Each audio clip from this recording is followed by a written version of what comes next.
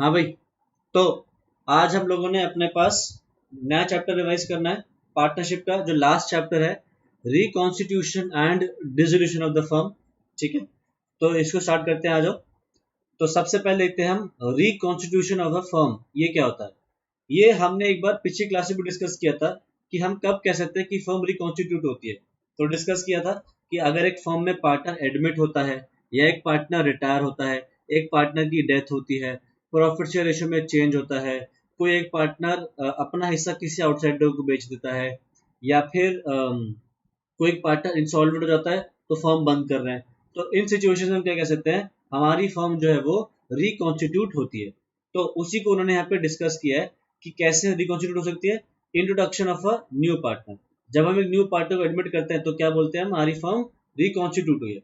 अगर किसी नए पार्टनर को एडमिट करना है तो हमें क्या करना पड़ेगा, सारे पार्टनर्स की कंसेंट लेनी पड़ेगी। ये बात हमने पिछली क्लास में भी डिस्कस करी थी। ठीक है, और जो नया पार्टनर आएगा वो फर्म की जितनी भी लाइबिलिटीज है उनके लिए लायबल होगा। बट कहाँ से लायबल होगा, जहां से उसने फर्म ज्वाइन करी है। मतलब अगर उसने 4 साल बाद ज्वाइन करी है तो 4 साल बाद जहां से उसने ज्वाइन करा है वहां से आगे की लाइबिलिटीज के लिए वो लायबल होगा। जो बैक डेट की जो लाइबिलिटीज है उनके लिए वो लायबल नहीं होगा। ठीक है, नया पार्टनर जब फर्म में आएगा तो उसको कैपिटल लेके आनी पड़ेगी। और अगर पार्टनर्स, पुराने पार्टनर्स गुडविल का पैसा मांगते हैं तो उसको गुडविल का पैसा भी लेके आना पड़ेगा। ठीक है, तो ये हो गया। अच्छा, अगर आप एक पार्टनर को पुरानी लाइबिलिटीज के लिए लायबल करना चाहते हो, नए पार्टनर को बैक डेट वाली लाइबिलिटीज के लिए लायबल करना चाहते हो, तो आपको करना पड़ेगा एक ट्राईपैट्रिएट अग्रीमेंट। ट्राईपैट्रिएट अग्रीमेंट मतलब होता है 3 लोगों के बीच में अग्रीमेंट करना पड़ेगा। किन किन के बीच में, एक तो जो ओल्ड पार्टनर्स है वो, एक जो क्रेडिटर है वो, और नए पार्टनर जो है वो, इन तीनों के बीच में एक अग्रीमेंट क्रिएट होगा जिसमें ये लिखा जाएगा कि जो नया पार्टनर है he will also be liable for the liabilities incurred before his admission। ठीक है, तो ये हो गया हमारा introduction of a new partner. अगला है हमारा रिटायरमेंट ऑफ अ पार्टनर। अगर एक पार्टनर फर्म से रिटायर हो जाता है तो कैसे हो सकता है, या तो with the consent of all other partners, या फिर in accordance with the terms of the agreement, या फिर where the partnership has it will by giving notice in writing to all other partners. अगर तो पार्टनरशिप एट विल है तो वो जैसे ही नोटिस देगा फर्म से रिटायर हो सकता है। या फिर अगर पार्टनरशिप एट विल नहीं है तो फिर जो भी टर्म्स एंड कंडीशन लिखी है पार्टनरशिप डीड में उसके अकॉर्डिंग रिटायर होगा, या फिर सारे पार्टनर्स की कंसेंट से रिटायर होगा। तो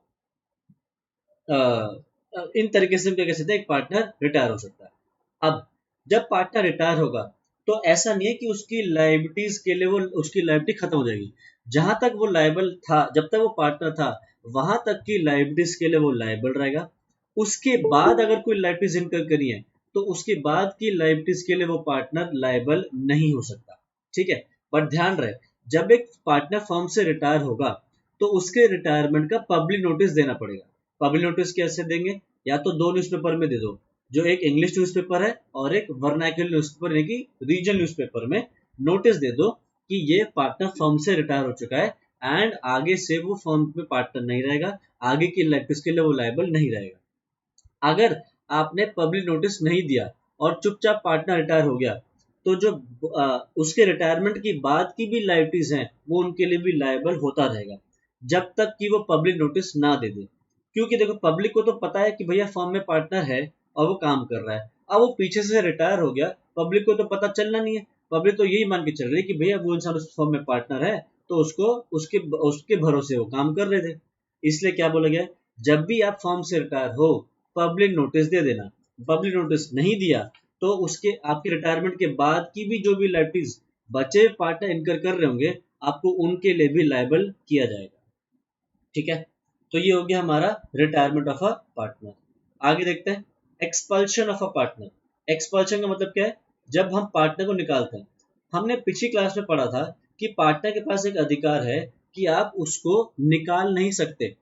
he has a right from being to stop his expulsion।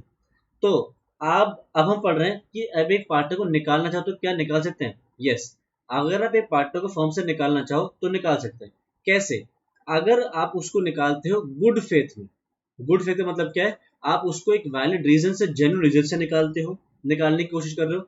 आप उसको एक अपॉर्चुनिटी दे रहे हो अपनी बात पेश करने का, अपनी सफाई देने का, कि भाई अगर उससे कोई गलती हुई है तो वो गलती क्यों हुई, कैसे हुई, अब वो आगे गलती नहीं करेगा, ऐसी सी बातें उसकी सुननी है।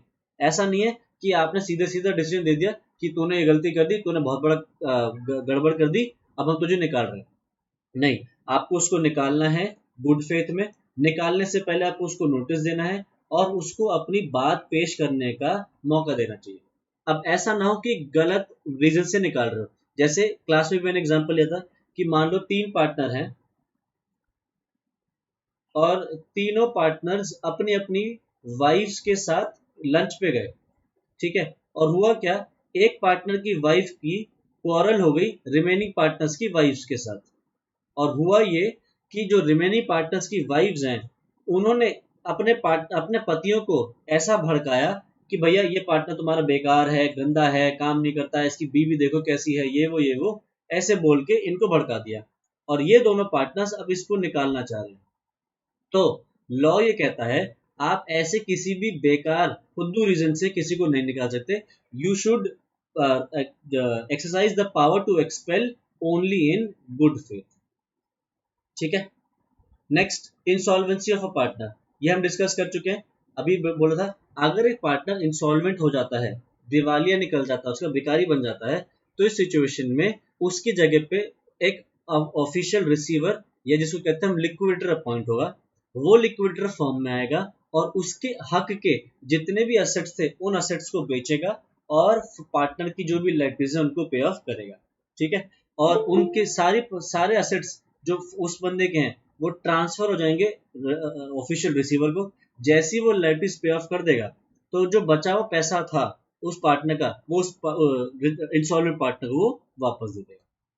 Next, death of a partner, अगर एक पार्टनर की डेथ हो रही है तो भी सेम चीज है, वो फॉर्म से निकल जाएगा, फॉर्म रिकॉन्स्टिट्यूट हो जाएगी या डिसॉल्व भी हो सकती है अगर पार्टनरशिप में ऐसा लिखा है तो। अगर डेथ ऑफ अ पार्टनर हो रही है तो इस केस में पब्लिक नोटिस देने की जरूरत नहीं है, क्योंकि भैया डेथ के केस में सबको पता चल ही जाता है कहीं ना कहीं कि हाँ ये आदमी मर गया है। जब आदमी मर गया तो ऑटोमेटिकली उसकी लाइबिलिटीज से वो मुक्त हो जाता है, ठीक है। नेक्स्ट, ट्रांसफर ऑफ इंटरेस्ट, क्या एक पार्टनर अपना हिस्सा किसी और को ट्रांसफर कर सकता है? यस, हमने पढ़ा है एक आदमी अपना अपना हिस्सा दूसरे पार्टनर को किसी और को ट्रांसफर कर सकता है, प्रोवाइडेड वो बाकी सारे पार्टनर्स की कंसेंट ले ले। बिना पार्टनर्स की कंसेंट लिए वो अपना हिस्सा किसी को ट्रांसफर कर भी दे तो ट्रांसफर तो कर सकता है, उस बंदे को प्रॉफिट में हिस्सा भी मिलेगा, but that partner will not be termed as, that person will not be deemed as a partner. तो आप किसी को पैसा ट्रांसफर करना चाहते हो तो कर सकते हो, बट आपको क्या चाहिए, बाकी सारे पार्टनर्स की कंसेंट चाहिए, ठीक है। अब राइट्स ऑफ सच ट्रांसफरी में बी रोटेड एज फॉलोज, आप अपना हिस्सा किसी को ट्रांसफर करके जा रहे हो तो उसको बोलते हैं ट्रांसफरी। उस ट्रांसफरी के क्या क्या अधिकार हैं, ये रहे। During the continuous of partnership, जब तक पार्टनरशिप चल रही है तब तक क्या है, समझो ऐसे कि 3 पार्टनर्स हैं, ये पार्टनर अपना हिस्सा दे के चला गया अपने ब्रदर को,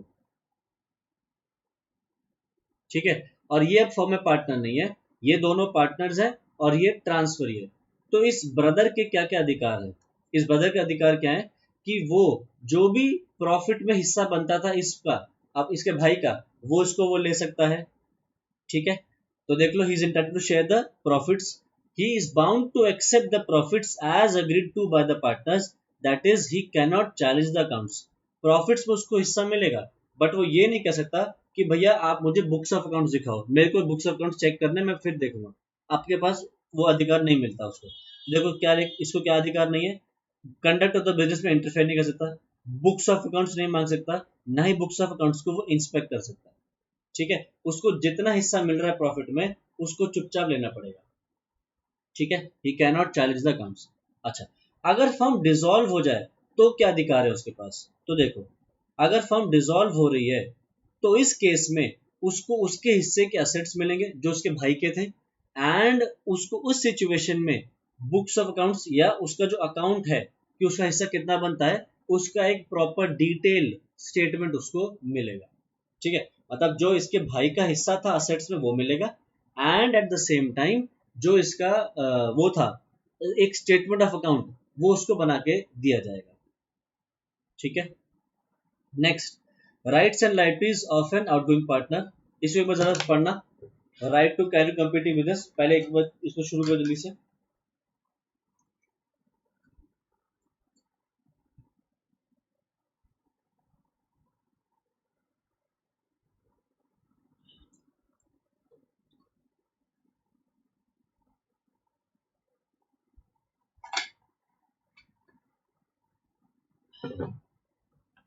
तो देखो, rights of an outgoing partner, सबसे पहला क्या है, right to carry competing business. अगर आप फॉर्म छोड़ के जा रहे हो तो क्या आप सिमिलर बिजनेस कर सकते हो? यस, कर सकते हो। बट फॉर्म के जो पार्टनर्स हैं वो कुछ रिस्ट्रिक्शन लगा सकते हैं। कैसे? कि आप इतने एरिया में ये सिमिलर बिजनेस नहीं करोगे, या फिर आप जो वो है सिमिलर कुछ टाइम पीरियड के लिए आप ये बिजनेस नहीं कर सकते, या फिर कुछ एरिया में आप ये बिजनेस नहीं कर सकते सिमिलर बिजनेस। यानी कि आप रिस्ट्रिक्शन लगा सकते हो, बट रिस्ट्रिक्शन होनी चाहिए रीजनेबल, और रीजनेबल होनी चाहिए with respect to time and place, with respect to time and place. ठीक है, अच्छा। और क्या वो लग सकते हैं रिस्ट्रिक्शन? रिस्ट्रिक्शन लग सकती है कि वो फॉर्म का नाम यूज नहीं करेगा, ना ही वो अपने आप को दिखाएगा कि वो फॉर्म का बिजनेस कंटिन्यू कर रहा है, ना ही वो फॉर्म के पुराने कस्टमर्स को अपने पास अट्रैक्ट करने की कोशिश करेगा। ठीक है, तो फॉर्म का नाम यूज नहीं करना। अगर फॉर्म छोड़ चुके हो तो दुनिया को ये मत दिखाते फिरो कि आप अभी भी फॉर्म में पार्टनर हो। और तीसरा, फॉर्म के जो क्लाइंट्स है, आपके जो पुराने कस्टमर्स हैं, आप उनको अपने बिजनेस में अट्रैक्ट करने की कोशिश नहीं करो। ठीक। Next, right to share subsequent profits in certain cases.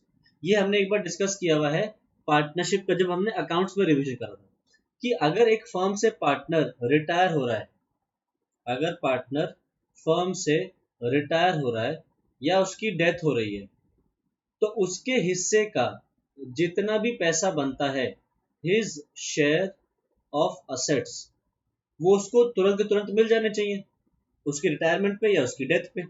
But अगर फर्म उसको वो पैसा इमीडिएटली नहीं पे कर रही, मान लो कुछ टाइम बाद पे करी, करीब 6 महीने बाद देंगे, तो फर्म की ड्यूटी बनती है कि उसको उसके हिस्से में या तो फिर इंटरेस्ट दे 6 महीने का, या फिर 6 महीने के जो प्रॉफिट्स है उसमें उसको हिस्सा दे। ठीक है, अगर फर्म ऐसा नहीं करती तो पार्टनरशिप एक्ट कहता है कि ये काम मैं फिर उसको सेक्शन 37 के थ्रू दिलवाऊंगा। कैसे? मान लो एक पार्टनर रिटायर हो रहा है और उसके शेयर ऑफ असेट्स या जो टोटल पैसा बनता है जिसको देना है, वो बनता है 6 लाख रुपए। तो उसका जो वो जो रिटायर हो रहा है वो पार्टनर, या उसका जो लीगल रिप्रेजेंटेटिव है, वो कह रहा है भैया 6 लाख रुपए मुझे दो, फर्म कह रहे 6 महीने बाद देंगे जी। तो वो बंदा कह रहा है ठीक है, आप मुझे इस पे ब्याज दो, या 6 महीने मेरा पैसा रख रहे हो तो प्रॉफिट्स में हिस्सेदारी दो। फर्म ने देने से मना कर दिया। तो इस सिचुएशन में सेक्शन 37 का कहता है कि मैं दिलवाऊंगा आपको इस 6 लाख रुपए पे इंटरेस्ट या प्रॉफिट। तो वो कितना दिलवाएगा? इंटरेस्ट दिलवाएगा at the rate 6% per annum, या फिर प्रॉफिट में हिस्सेदारी दिलवाएगा। इन दोनों में से जो भी हायर होगा वो रिटायर्ड पार्टनर या लीगल रिप्रेजेंटेटिव डिसीज पार्टनर को दिया जाएगा। ठीक है, अब अगर वो फर्म से रिटायर हो चुका है या डेथ हो चुकी है, तो प्रॉफिट कैसे निकलेगा? प्रॉफिट शेयर रेशियो तो उसका है नहीं, क्योंकि वो फर्म से रिटायर हो चुका है, तो नई रेशियो बन जाएगी रिमेनिंग पार्टनर्स के बीच में। तो ये प्रॉफिट्स कैसे निकलेंगे? हम क्या करेंगे, वो 6 महीने के प्रॉफिट लेंगे, 6 मंथ्स के जो प्रॉफिट्स हैं वो लेंगे, मल्टीप्लाई करेंगे किससे? रिटायर्ड पार्टनर या डिसीज पार्टनर का जो पैसा है उसको उससे मल्टीप्लाई करेंगे, डिवाइड करेंगे जो रिमेनिंग पार्टनर्स की कैपिटल है,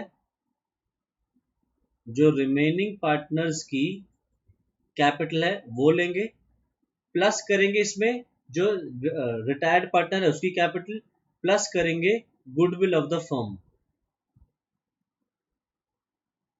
ठीक है, 6 महीने के प्रॉफिट को हम कैसे बांटेंगे? 6 मंथ्स प्रॉफिट्स इनटू जो उसका हिस्सा बनता है रिटायर्ड पार्टनर डिसीज पार्टनर का वो, डिवाइडेड बाय रिमेनिंग पार्टनर्स की capital plus deceased partner retired partner की capital plus goodwill of the firm.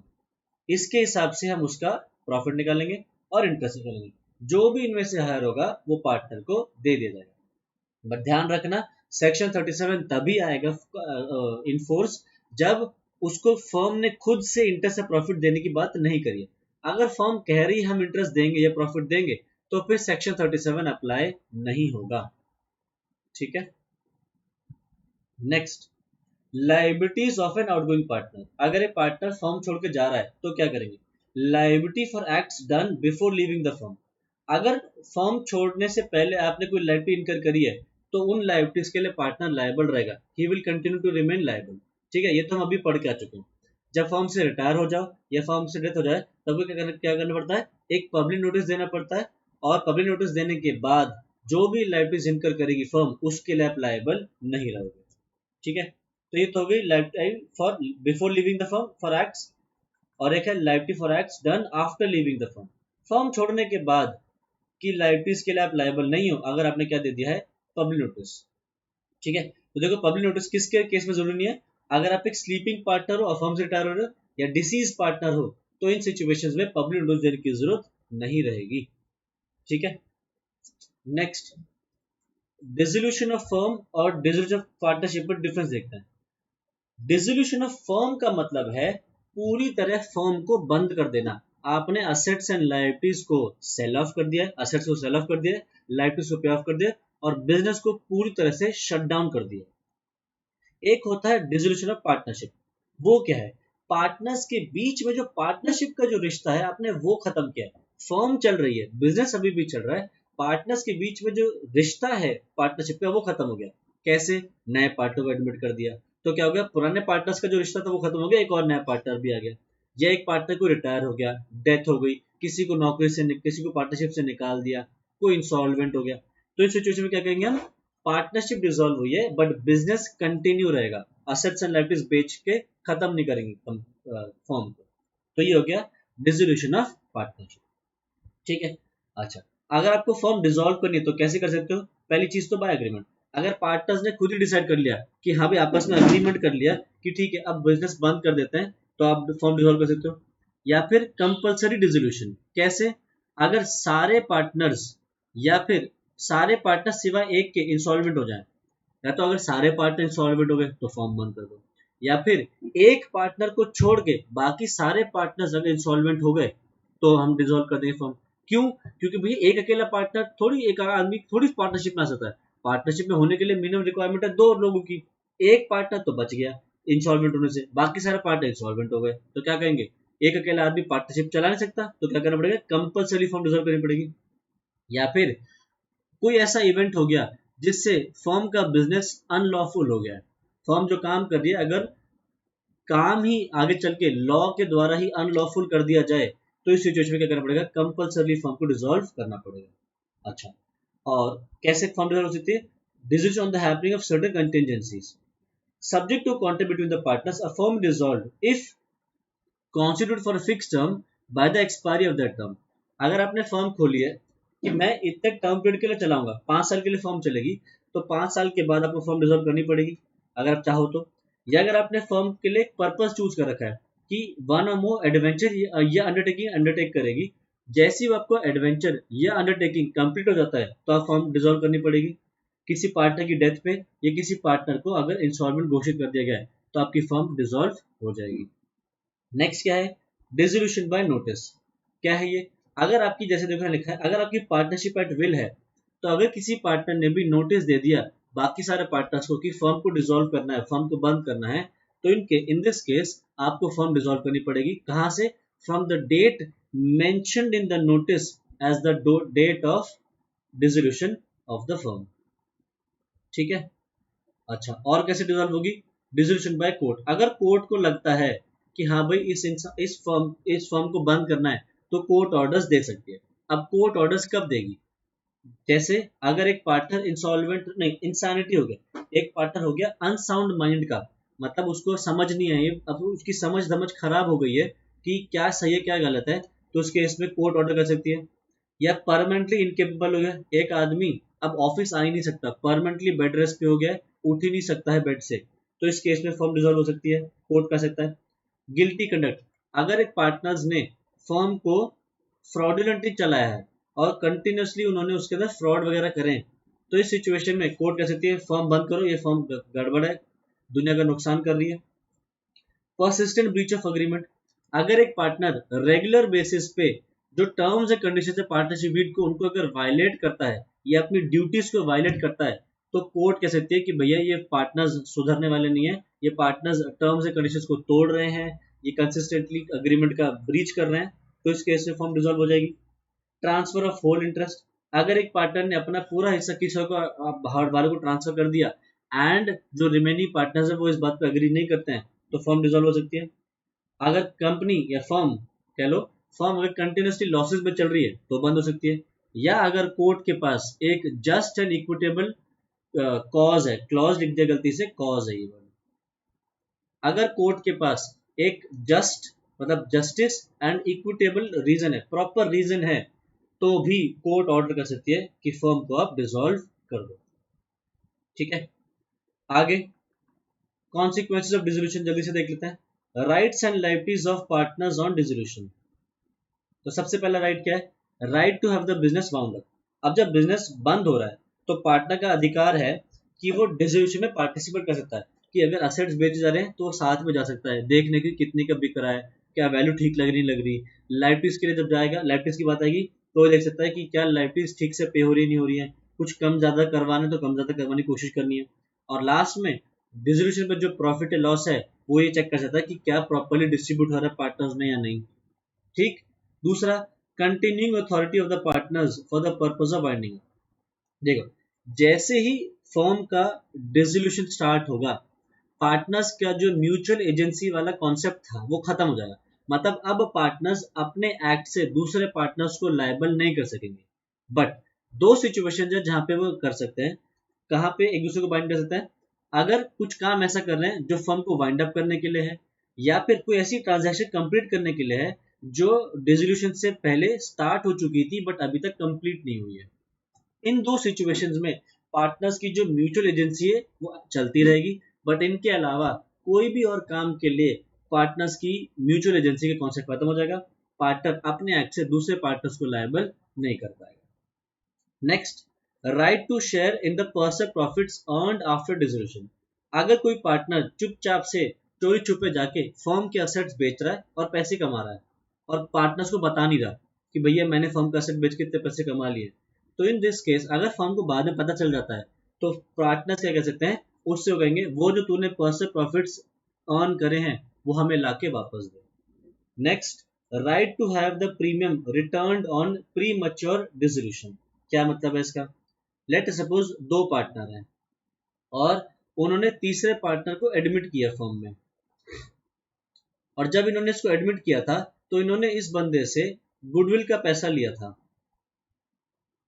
और हमने गुडविल कैलकुलेशन अकाउंट्स में सीखी है कि हम गुडविल कैसे निकालते हैं। जो भी प्रॉफिट्स होते हैं उनको हम मल्टीप्लाई कर देते हैं नंबर ऑफ ईयर्स परचेज से। तो let suppose number of years purchase उन्होंने लिया था 3 इयर्स।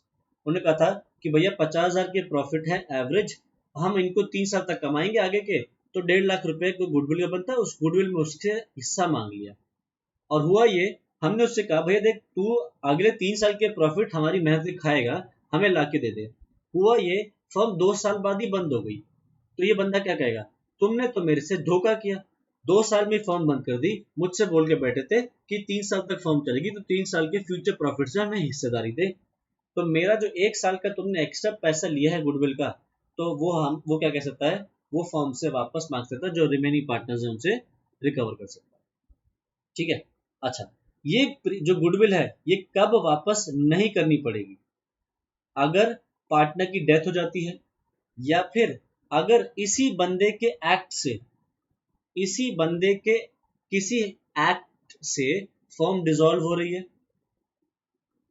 या फिर अग्रीमेंट में ही लिखा है कि गुडविल रिटर्न नहीं की जाएगी। तो इन दीज 3 केसेस गुडविल का पैसा वापस नहीं किया जाएगा। ठीक है। Next, rights where partnership contract is rescinded for fraud और मिसरिप्रेजेंटेशन। अगर आपने पार्टनरशिप तोड़ी क्योंकि फ्रॉड हुआ या मिसरिप्रेजेंटेशन हुआ, तो देखो आपने अगर मान लो, वो सेम एग्जांपल लेते हैं कि 2 पार्टनर्स हैं और उन्होंने तीसरे पार्टनर को एडमिट किया बाय फ्रॉड या फिर मिसरिप्रेजेंटेशन से। तो इन दिस केस आपने इस बंदे से कैपिटल मांगी होगी, आपने इस बंदे से गुडविल का पैसा मांगा होगा, तो अगर इस बंदे को पता चल जाता है कि इसके साथ धोखा हुआ है, तो इन दिस केस ये बंदा इन लोगों से जो अपनी कैपिटल उसने डाली है वो वापस मांग सकता है, जो गुड के पैसे दिए वो वापस मांग सकता है, एंड साथ साथ इसको कोई अगर नुकसान हुआ है तो वो डैमेजेस भी क्लेम कर सकता है। अगर ये दोनों पार्टनर्स देने को तैयार नहीं है तो ये क्या कर सकता है, ये पार्टनरशिप की जो प्रॉपर्टी है उसको जब्त कर सकता है, उस पर अपना लियन रख सकता है और बेचने से रोक सकता है। क्या कह सकता है, ये जब तक मेरा तुम पैसा कैपिटल का, गुडविल का और जो मेरे डैमेजेस हैं जब तक ये वापस नहीं देते तब तक मैं तुम्हें तुम्हारा असेट वापस नहीं करूंगा। तो इस बंदे को, इस पार्टनर को ट्रीट किया जाएगा एज अ क्रेडिटर। ठीक है, तो इसको क्या क्या वापस मिलेगा, इसको मिलेगा इसकी कैपिटल वापस, इसने जो गुडविल में पैसा दिया है वो वापस, एंड अगर इसको कोई नुकसान हुआ है तो डैमेजेस भी इसको मिलेंगे and he will be treated as creditor. ठीक है, next, right to restrain the use of firm name और फर्म्स प्रॉपर्टी। देखो, after a firm is dissolved every partner may restrain any other partner from carrying on similar business in the firm name or from using any property of the firm for his own benefit until the affairs of the firm have been completely wound up. However, it will not affect the right of any partner or his representative who has bought the goodwill of the firm to use the firm. अगर आपकी firm dissolve हो गई है तो partners अब firm dissolve होने के बाद पुरानी फर्म का नाम यूज नहीं करेंगे अगर वो बिजनेस कंटिन्यू करना चाहते हैं किसी दूसरे तरीके से। आप कंटिन्यू कर लो बिजनेस, कुछ और कर लो, बट डिसोल्यूशन के बाद आप रिस्ट्रिक्शन ये लगा सकते हो कि पुरानी फर्म का नाम यूज नहीं करोगे या फर्म की प्रॉपर्टी को यूज नहीं करोगे जब तक फर्म डिसॉल्व नहीं हो जाती। ठीक है, हाँ, अगर पार्टनर्स ने गुडविल खरीदी है फर्म की, मान लो 3 पार्टनर्स में से एक पार्टनर चला गया, 2 पार्टनर्स ने रिटायरिंग पार्टनर का हिस्सा अगर खरीद लिया है, देन इन दैट केस वो फर्म का नेम कंटिन्यू कर सकते हैं यूज करने से। ठीक है, next, liabilities of partners on dissolution. Continuing liability public notice, ये हम डिस्कस कर चुके हैं। जब फर्म से रिटायर हो गए तो आपकी लायबिलिटी चलती रहेगी जब तक आप पब्लिक नोटिस नहीं दे देते। Next, liability for continue authority of partners for the purpose of winding up, ये भी हम डिस्कस कर चुके हैं कि भैया पार्टनर्स के बीच में म्यूचुअल एजेंसी खत्म हो जाती है जैसी फर्म का डिसीजन स्टार्ट हो जाता है। 2 केस में चलती रहती है, क्या, अगर फर्म के वाइंडिंग अप के लिए कोई डिसीजन लेना है तो म्यूचुअल एजेंसी एक्टिव रहेगी, या फिर अगर कोई वाइंडिंग अप से पहले काम शुरू हो गया था बट अभी तक अनफिनिश्ड है तो इन दोनों सिचुएशंस में म्यूचुअल एजेंसी एक्टिव रहेगी, बाकी सारे एक्ट्स के लिए म्यूचुअल एजेंसी खत्म हो जाएगी। ठीक, अच्छा, mode of settlement of accounts after dissolution, कह रहा है बुक्स ऑफ अकाउंट्स किस तरीके से सेटल होंगे डिसोल्यूशन के बाद। तो सबसे पहले क्या है, goodwill shall be included in the assets and it might be sold separately or along with the property of the firm. आप जब असेट्स बेचोगे तो उसके बाद गुडविल भी बेचोगे, तो या तो गुडविल इकट्ठा बेच दो सारा के सारा एक साथ विद असेट्स, या फिर गुडविल अलग से बेच दो, असेट्स अलग से बेच दो। और क्या है, losses including deficiencies of capital shall be paid out of profits, next out of capital, and last for the balance the partner shall individually subscribe in the profit sharing ratio. अगर firm के assets sufficient नहीं है, मतलब firm के जो losses है उनको पहले पे ऑफ कहां से करेंगे, फर्म के प्रॉफिट से, फिर कहां से पे करेंगे, फर्म की कैपिटल से। अगर वो भी सफिशिएंट नहीं है तो फिर पार्टनर्स अपने घर जाएंगे और घर से पैसा लेके आएंगे और प्रॉफिट शेयर रेशियो में अपने हिस्सेदारी का जो भी लॉस है वो रीपे करेंगे। ये बात तुम लोग डिसोल्यूशन ऑफ फर्म अकाउंट्स में 12th तक पढ़ लेते हो, जब अकाउंट्स पढ़ते हो डिसोल्यूशन फर्म तो वहां पे बात तुम्हें पढ़ाई जाती है। ठीक है, assets of the firm including partners contribution to make deficiency of capital shall be applied firstly for paying the debts of the firm to the third parties. Secondly, if there remains any surplus, it shall be utilized in paying each partner the amount of advances given to the firm. Such payments are made in the ratio of advances made by the partners. Third, if there still remains any surplus, it shall be first utilized for paying each partner relatively on account of capital. Finally, the residue is to be divided among the partners in the profit sharing ratio. ये इस चीज को मैं जल्दी से discuss कर देता हूँ। जब आप फर्म के असेट्स बेचोगे तो बेच के आपके पास कैश आएगा, तो इस कैश से सबसे पहले क्या रीपे होगा, फर्म के जो क्रेडिटर्स हैं वो। ठीक, इसके बाद कौन पे होगा, इसके बाद पे करेंगे पार्टनर्स की स्पाउस लोन। पार्टनर्स की अगर बीवियों ने या पति ने लोन दे रखा है तो वो पे होता है। उसके बाद क्या पे होता है, पार्टनर्स का लोन पे होता है, और उसके बाद पे होती है पार्टनर्स की कैपिटल। ठीक है, ये रहता है ऑर्डर ऑफ पेमेंट।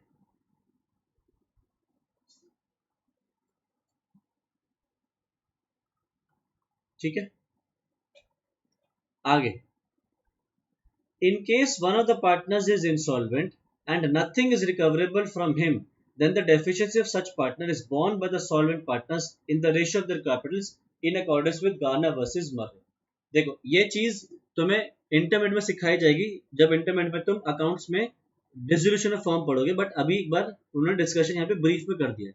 कह रहा है, मान लो ए, बी और सी तीन पार्टनर्स हैं और तीनों को जो पैसा देना है वो कुछ ऐसा है, इसको देना है 50,000, इसको देना है 75,000 और इसको देना है 30,000।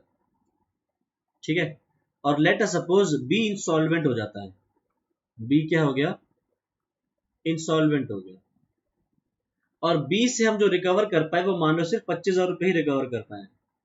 बी ने दे तो 75 थे, सिर्फ 25 ही दे पाए, 50,000 रिकवर नहीं कर पाए।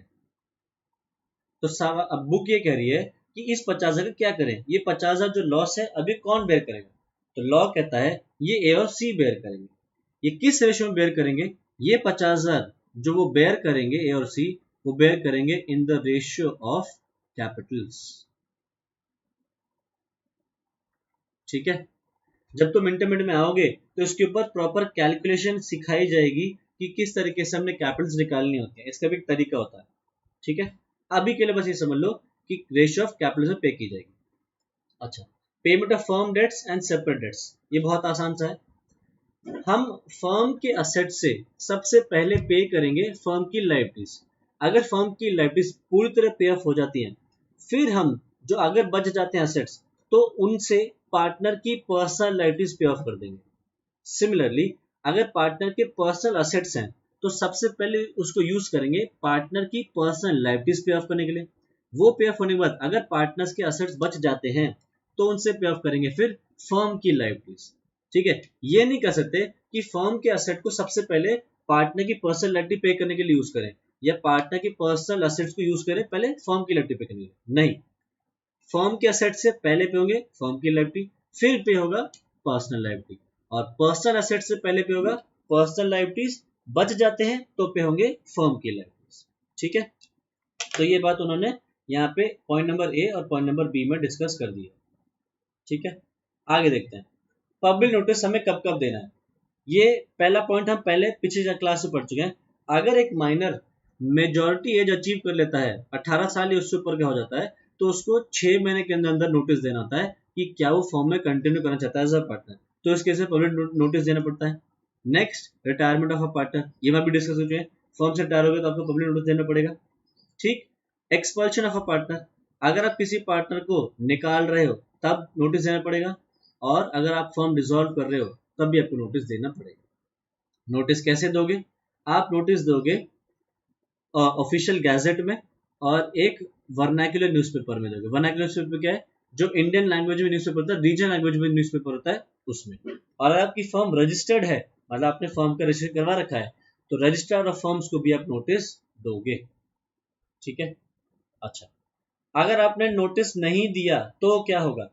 माइनर ने मान लो मेजॉरिटी अचीव करने के बाद 6 महीने के अंदर नोटिस नहीं दिया, तो मान लिया जाएगा कि 6 महीने बाद ही continues to be a partner in the firm and he will be liable for all the liabilities that the firm has incurred from the date of his admission to the benefits of partnership.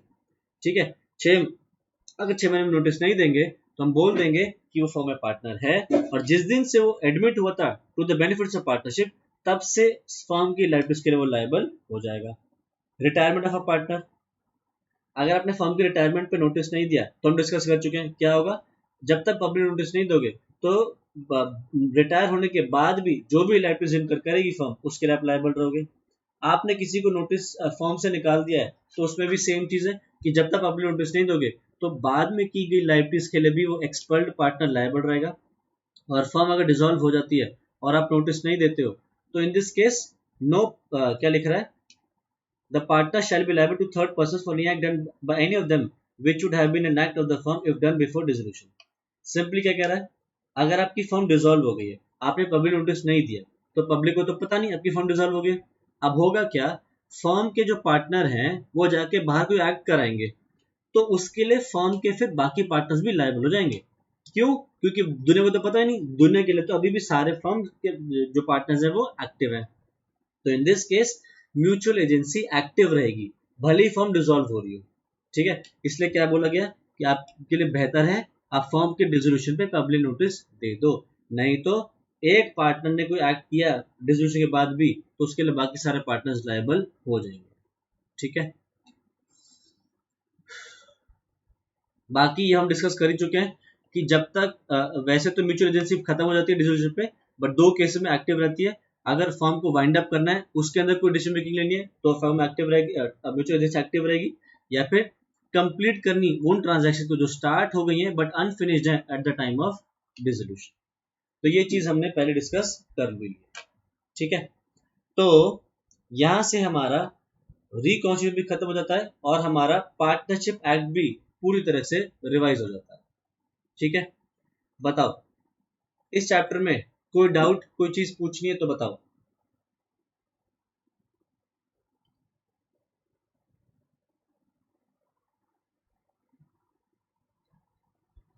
नहीं?